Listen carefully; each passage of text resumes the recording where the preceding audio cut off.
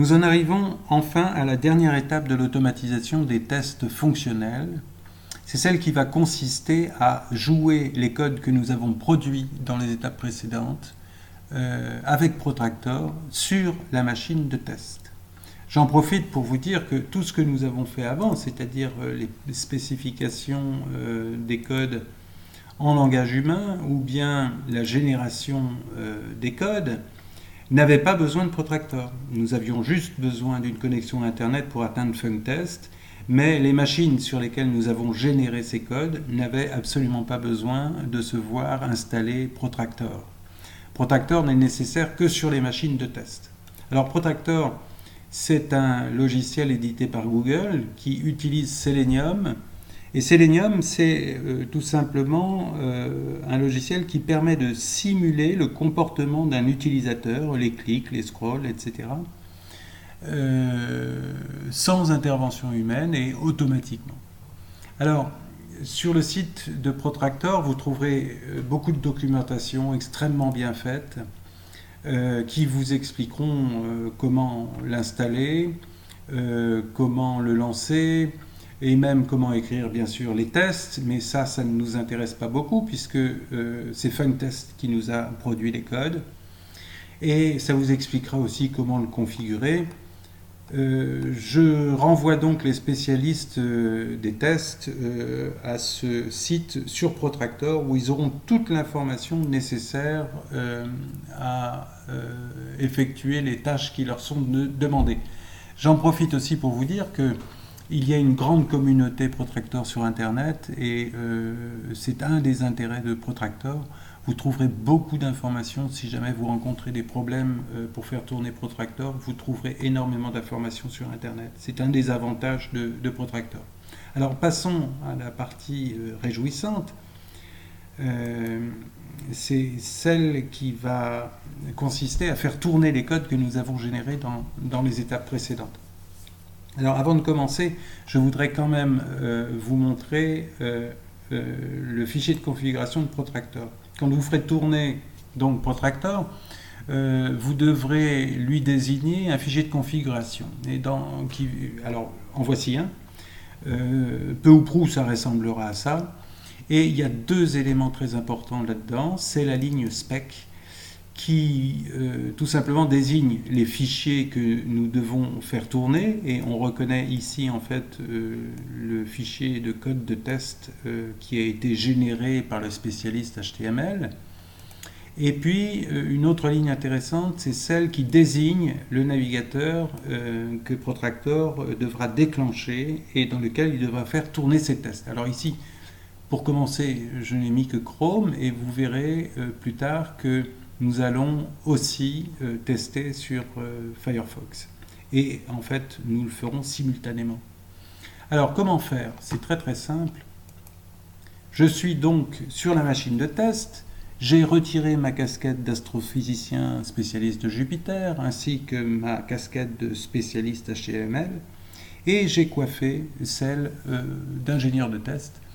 Et je vais maintenant lancer les codes Protractor qui ont été générés, que j'ai reçus ce matin par email de mon collègue de la ville d'à côté. Il m'a envoyé ce code de test, protractor.code.js, dont nous avons vu la génération dans l'étape précédente. Alors, comment faire? C'est très simple. Je vais demander à Protractor de jouer cette configuration. Alors j'envoie, vous voyez que automatiquement un navigateur Chrome est lancé, alors automatisé puisque c'est Selenium qui est en train de le faire tourner. Vous allez voir ici s'écrire Jupyter. Voilà. Et automatiquement ça descend, ça clique sur le lien, hop, ça descend, et puis on a bien la page qui est affichée, et puis voilà, le test est terminé. Et quelque chose de très intéressant, c'est qu'on obtient un rapport de test où chaque pas de test est spécifié, et lorsque le test est bien passé, il apparaît en vert. Et lorsqu'il ne passera pas, il apparaîtra en rouge, avec d'ailleurs une explication un message d'erreur sur ce qui n'a pas fonctionné. Alors, encore plus extraordinaire, nous allons faire tourner 2 navigateurs web simultanément, un navigateur Chrome et un navigateur Firefox. Donc je décommande cette ligne dans mon fichier de configuration et j'envoie la commande de tout à l'heure. Alors on voit bien Chrome qui est lancé et puis on voit apparaître un deuxième navigateur Firefox. Alors évidemment, les 2 navigateurs vont faire la même chose sans que j'ai besoin d'intervenir. Voilà, le navigateur Firefox lui aussi va sur le site de la NASA. Et alors bien sûr, ils vont à des vitesses différentes puisque ce sont des navigateurs différents qui sont programmés différemment.